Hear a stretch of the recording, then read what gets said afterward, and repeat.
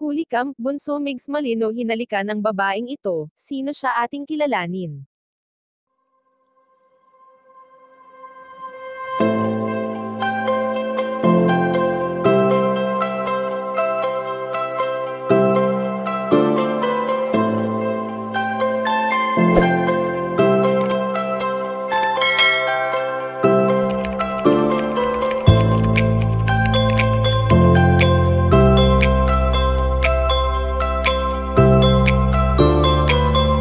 Madami ang natutuwa sa kung ano ang ginagawa ngayon ni Bunso Migs Malino, kaya naman marami rin ang nag-aabang sa mga vlog nito sa kanyang career, maging ang personal na buhay nito na siyang ibinabahagi niya sa mga taga-suporta.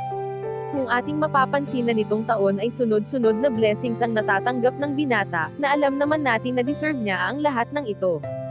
Sa lahat nga ng mga parangal na natatanggap ng binata, ay palagi niyang banggit ang pasasalamat sa mga taong patuloy na sumusuporta sa kanya, maging sa kanyang pinakamamahal na katambal na katulong niya noon sa kanyang mga ginagawang content, dahil aminado rin si Bunso Migs Malino na kung hindi dahil sa yumaong si Cutie Mahal, ay wala siya sa kung nasan man siya sa ngayon.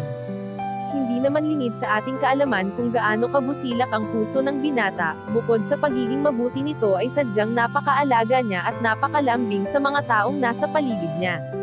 Sa ngayon ngang hindi niya nalalambing ang kanyang dating kapareha, na noon ay kinakikiligan ng karamihan, ay ngayon nga ay usap-usapan ng mahuli Camp si Bunso Migs Malino na hinalikan ng babaeng ito, at ito ay walang iba kundi si Nanay Belen na palaging kinukulit ng binata. Napakasarap ng pagmasdan ang closeness nilang buong pamilya.